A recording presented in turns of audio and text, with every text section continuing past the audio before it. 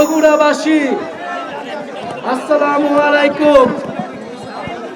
কাঠফাটা রোদের মধ্যে আপনারা দাঁড়িয়ে আছেন জুলাই গণ অভ্যুত্থানের 1 বছর পূর্তি উপলক্ষে আমরা সারা দেশব্যাপী জুলাই পদযাত্রা শুরু করেছি।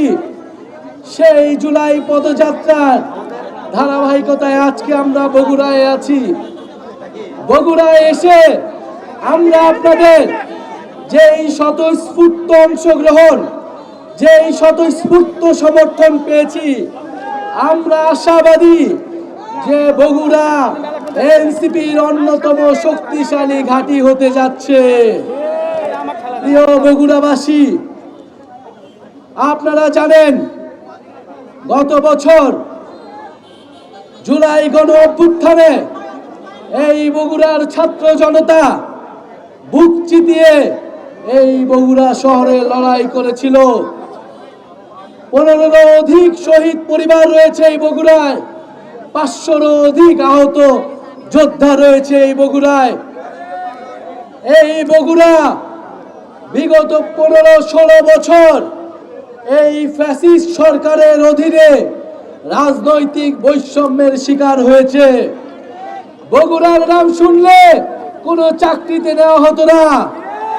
বগুড়ার নাম শুনলে তাকে কোথাও স্থান দেওয়া হতো না। বগুড়া জেলাবাসীকে নির্বিচারে মিথ্যা ভুয়া মামলা দেওয়া হতো। প্রিয় বন্ধুগণ, এই রাজনৈতিক বৈষম্যের প্রতিবাদেই গণ অভ্যুত্থান সংগঠিত হয়েছিল। আমরা গণ অভ্যুত্থানের পরে আমরা চাই মেধা ও যোগ্যতার ভিত্তিতে সবাই সমান সুযোগ পাবে।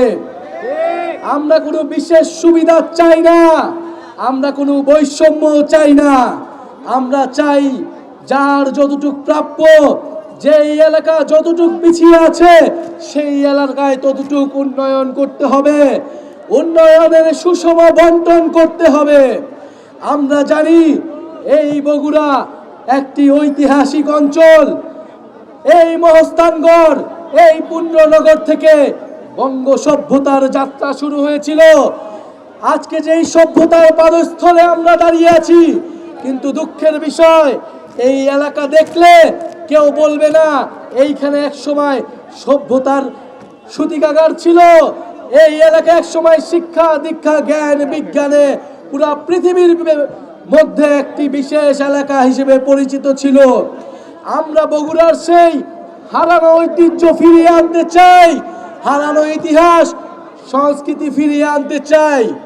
প্রিয় বন্ধুগণ, আমরা দেখতে পাচ্ছি বগুড়া এলাকার যে সিটি কর্পোরেশনের কথা থাকলেও বগুড়া এলাকার অপরিষ্কার অপরিচ্ছন্নতা এখানে নাগরিকদের ভোগাচ্ছে। নাগরিকরা নানান সুবিধা থেকে বঞ্চিত হচ্ছে। আমরা চাই অনতিবিলম্বে বগুড়াবাসী যাতে সকল নাগরিক সুবিধা পায় সেই ধরনের ব্যবস্থা নিশ্চিত করতে হবে। জাতীয় নাগরিক পার্টি বগুড়াবাসীর সকল নাগরিক সুবিধার জন্য লড়াই করবে।